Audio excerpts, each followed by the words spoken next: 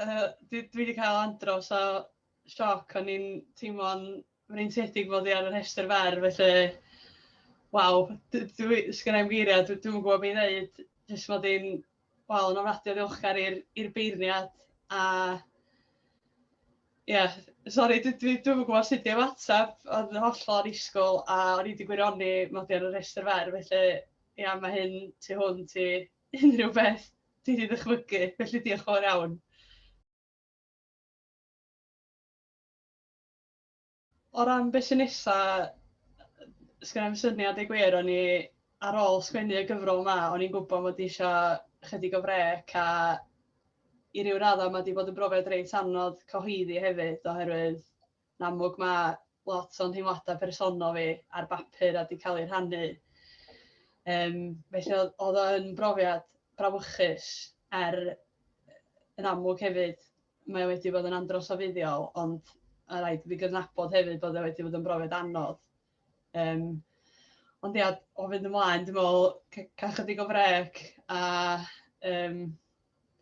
ia, gobeithio parhau i sgwennu a ia. Diolch yn fawr iawn i'r beirniad a diolch i Lenyddiaeth Cymru a diolch i Lenyddiaeth Cymru hefyd oherwydd fi sy'n ddigon ffodus o gael y sgoriaeth awdur Llenyddiaeth Cymru nath roi y pwsh na a roi'r hwb i fi gyhoeddi'r gyfrol. A ia, diolch i Myrddin ap Dafydd a Gwas Carreg Olch am ei chyhoeddi hi. A diolch, o un o'r diolch mwyaf deg wir i Rhys Iorwerth. Mae o wedi bod wrth law efo unrhyw gwestiwn o gen i pan o'n i'n paratoi y gyfrol i gael ei chyhoeddi.